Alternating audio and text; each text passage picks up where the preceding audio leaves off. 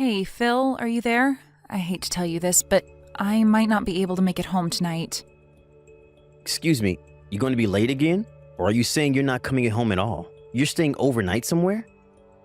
Yeah, well, it's not decided yet, but the possibility of not coming home at all is pretty certain. Really? Didn't your company put out some policy for this winter? It's supposed to get bad today, so unless you're on the night shift, all employees are supposed to leave early because there might be transportation delays or something. Wasn't that what they announced last week? Yeah, that's what they said, all right, and I was all ready to leave when we got a call from one of our major clients. Apparently they encountered some serious system trouble on their main operating system. The weather is getting bad, but I can't just leave this and go home. We're talking about a major client. We really have to handle it tonight. Yeah, I suppose it comes with the job, huh? Being a system engineer can get pretty hectic. They're always turning to you when there's even a tiny glitch. Anyway, this isn't the first time. Remember the one last year? How can I forget that? That was during the big hurricane, wasn't it? That was pretty bad. But this time at least I don't have to go on site. I can do this all remote, but the only problem is I have no idea when this can be solved. We tried several solutions, but it rejected them all. Really not sure what the problem is. Worst case scenario, it may take all night. If, by chance, we find a solution, I can get home, but if not, I may have to stay all night. I'm really sorry about this, Phil. I hope you understand. No problem. Just don't overdo it or anything. Rest when you can. Thanks. Oh yeah, I hate to ask, but could you dump a cup of detergent in the washing machine and switch it on? It's ready to go. Huh? You want me to do the laundry? You know the dryer's on the blink. Can't hang it out to dry in this weather. Why bother? Yeah, but just having it washed and ready to dry will save me a lot of time later. I've got to do it any chance I get, or it will just pile up before you know it. Right. Okay, no problem. Oh, and could you throw in the kitchen towels and the apron in there too? I forgot to throw those in this morning. Do we even have an apron? I can't remember using it. Yeah, I bought it because I'm always on the run, as you know. Didn't want to dirty up my suit in the morning. It saved me the other morning, actually. Splashed egg all over it. I left it on the kitchen table. Forgot to drop it in the washing machine this morning. It's bright blue. I can't miss it. Oh, okay.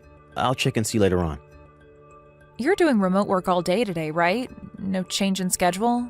You don't have to meet a client later or anything, right? Yep, that's right. As a matter of fact, I was in the middle of something just now. Oh, I'm sorry. I didn't realize. I thought you were on your lunch break. I'm sorry if I interrupted. Don't worry about it. After I finish this up, I'm done for the day, so no problem. Oh, okay, great. So you got the evening free then? All right then. I better be getting back to work. Gotta figure this thing out. If I'm lucky, I can get this done tonight. Wish me luck. All right, good luck.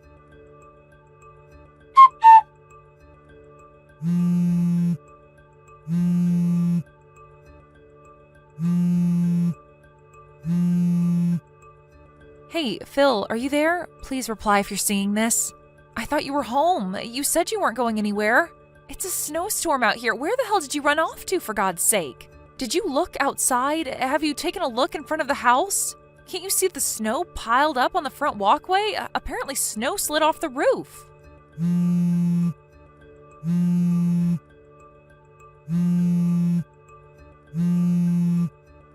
I got a call from Mrs. Barkley next door. You know, the old lady next door, right? Well, she told me that there was a woman buried in the pile of snow. Must have approached the house and the snowpack slid off the roof or something. It was apparently a pretty large pack of snow. Luckily, Mrs. Barkley called the ambulance right away because nobody was home at our place. It took a while for the ambulance to get there, but she said she seemed okay as far as she could tell. As for me, I'm still at the office. We solved that system error problem, but all transportation has been delayed. I have no way to get home because of this snow. I have no idea where you are, so I'm just relaying all this information. Just so you're aware. I can't believe you're not home, Phil. Where'd you go, for crying out loud? Contact me as soon as you see this message. I just hope you're not in trouble or anything. To be honest, I'm worried sick. Phil, are you there? Where the hell are you? I can't seem to get a reply from you. Are you even seeing this? I'm not even sure if you got back home or not. I don't see an icon on screen indicating you're seeing this. Do you even have the thing turned on? Or is your battery just dead and you can't charge it? What's going on, Phil? You're scaring me. I need a reply ASAP. We need to talk about what to do about that woman who was injured in front of our house. She's at the hospital over in Richmond. We can't just ignore her. She was injured on our property. We could get sued, so contact me right away after you see this. You do realize that you're in a real precarious situation here. I hope you're aware of that, Phil. What the hell is this, Melanie?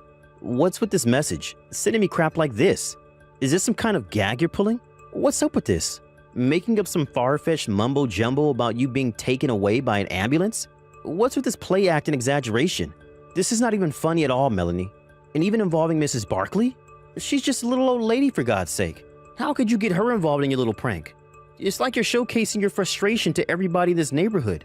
Aren't you in the least bit embarrassed by this dumb little charade? And where were you taken? You said Richmond.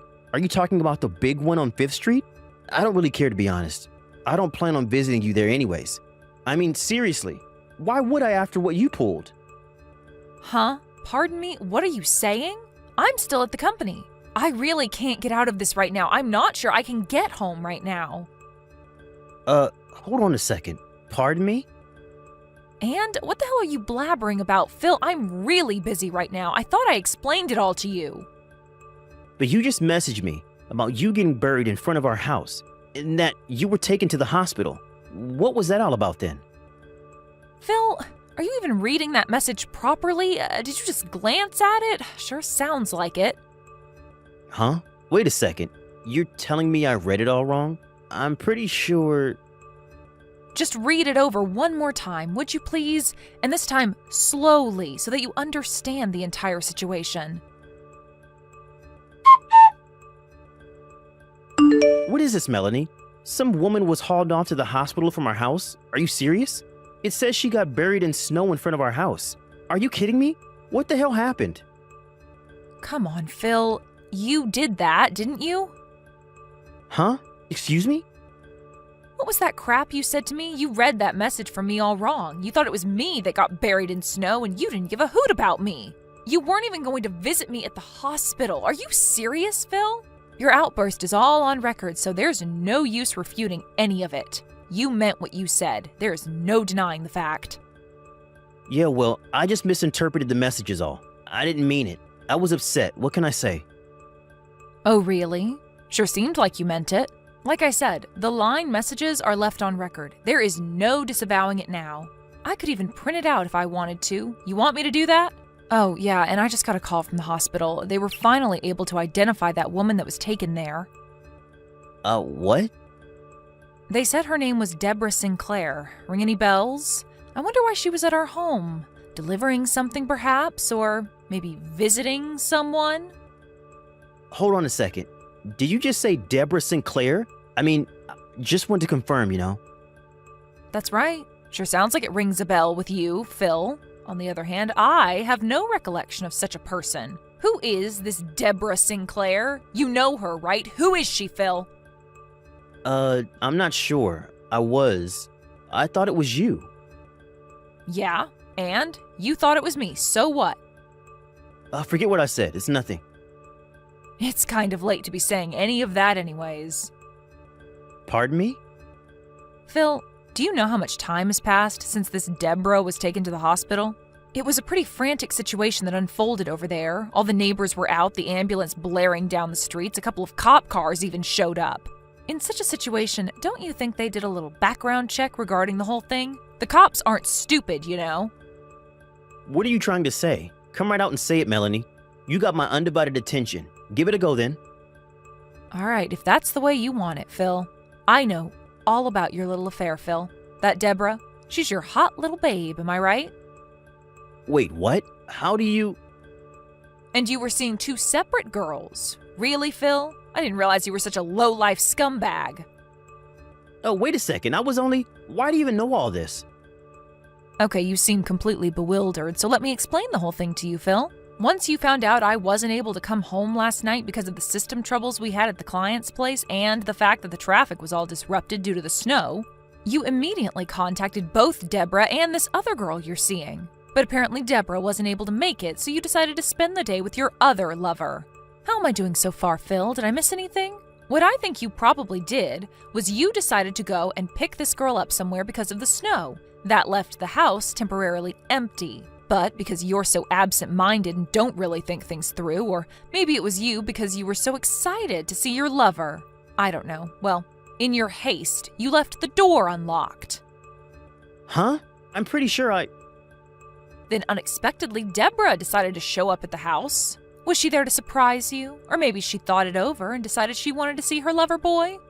Not sure. I guess when she arrived to find the front door open, she figured you were working inside and went in without calling out to you or bothering to knock. After all, you did tell her I wasn't coming home that night because of the snow. She went straight to the kitchen and put on my blue apron, the one I asked you to throw in the washing machine. Then she started cooking dinner for you, as if she were your wife. Wait, let me explain, Melanie. Then you came waltzing in with your other lover like nothing happened. You took one look in the kitchen and saw a woman standing there with a bright blue apron. You immediately thought it was me and thought your little love affair was exposed. In your panic-stricken way, you grabbed the woman, who you thought was me, from the kitchen and pushed her out the back kitchen door and onto the snow. You didn't even bother to check if the woman was me. Are you telling me that woman I tossed out was Debbie? Yep, that was Deborah. But you seem to prefer Debbie. You guys figured you couldn't very well have your fun and games with the wife at home, so you guys immediately left the house and locked the door on your way out. I have no idea where you guys went, but you were definitely with this other woman of yours, right? Well, we were... Hey, what happened to Debbie? I heard that when you tossed her out the door, she fell off the porch and broke her ankle. Apparently you told her, thinking it was me of course, to stay in the snow to cool off or something to that effect. Debbie managed to make her way to the front door, but it was locked. When she tried to leave the house, she fell off the front porch and couldn't get up due to the severe pain in her ankle. It was really starting to snow about that time, and she gradually got covered in snow, and to make things worse, the snow piled on the roof slid off and buried her even further. She tried calling out, but snow really insulates sound. Did you know that? As you probably know, when it snows like that, there are hardly any people walking around in that kind of weather. It was just by chance that Mrs. Barkley was able to find her. It seems her dog ran off and she was out looking for him and found him snuffing around in the pile of snow in our front yard. I don't want to think about what would have happened to her if she hadn't found her. Immediately, she called the ambulance and was taken away to the hospital. A neighbor also called the police because nobody recognized the girl as anybody from the neighborhood. Oh, and how is she? I mean, is Debbie okay? I was told it wasn't anything serious, just a broken ankle. She's recovering just fine, apparently. Which hospital is she at? Where'd they take her? Why do you want to know? Are you intending to go visit her? Visit your lover? Huh? Well, I was just... To be honest, I'm not at all concerned about your lover. I don't even know her. But to give out information about where she is hospitalized to the very person responsible for putting her in the hospital to begin with, that makes zero sense. So I'm sorry, Phil, I have no intention of telling you anything. Rather than worrying about your sweetheart, maybe you should start worrying about yourself. Me? Why should I worry? As I mentioned earlier, a neighbor contacted the police, and the whole thing kind of got a little more complicated. What do you mean? How complicated? Did you really think the police would just let this go? Don't you think they would have investigated this? A woman was injured, you know? But the police... Why involve the police? They cleared me of any wrongdoing, but I don't know what the situation is right now. I think they're still continuing the investigation. Wait a second, what are you saying? That I may be in trouble? What's going to happen to me? What do they want from me? Don't ask me. How could you say that, Melanie? I'm your husband. How could you be so cold and unconcerned? This could be serious, you know? You're being way too unsympathetic, Melanie. Where's your compassion? Am I hearing you right, Phil? You're asking me to give you compassion? Seriously? The guy who has 2 lovers? The guy who's been cheating on me for God knows how long? Yeah, well, it doesn't change the fact that you're my wife and you have a responsibility, a duty to your husband. Sorry, Phil, that's not going to cut it. Just so you're aware, I'm already talking to my lawyer about a divorce, so... Huh? Wait, a divorce? You want to get divorced? And why talk to a lawyer? You're really blowing this thing way out of proportion, Melanie. You don't seem to get the point, Phil. Like I said, you're the one with 2 lovers. You're the one that's been two-timing me. I don't want to hear any crap from a jerk who's been screwing around behind my back. You got that, buddy? Yeah, well, it was just a fling. You're my main, my true love, Melanie. You know, I was just stressed out with work and all. Pardon me, I'm your main, huh? Well, that makes me feel so special, thanks.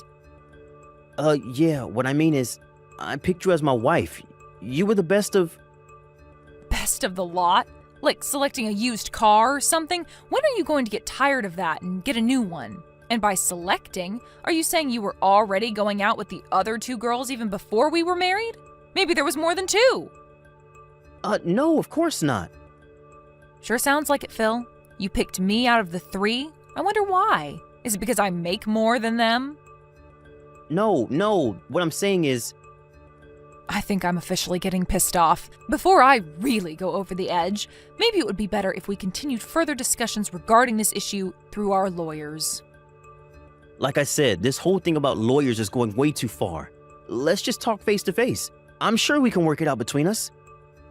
This coming from the guy that's been screwing around behind my back? My pissed off meter just went up a notch. I wouldn't push it any further, mister.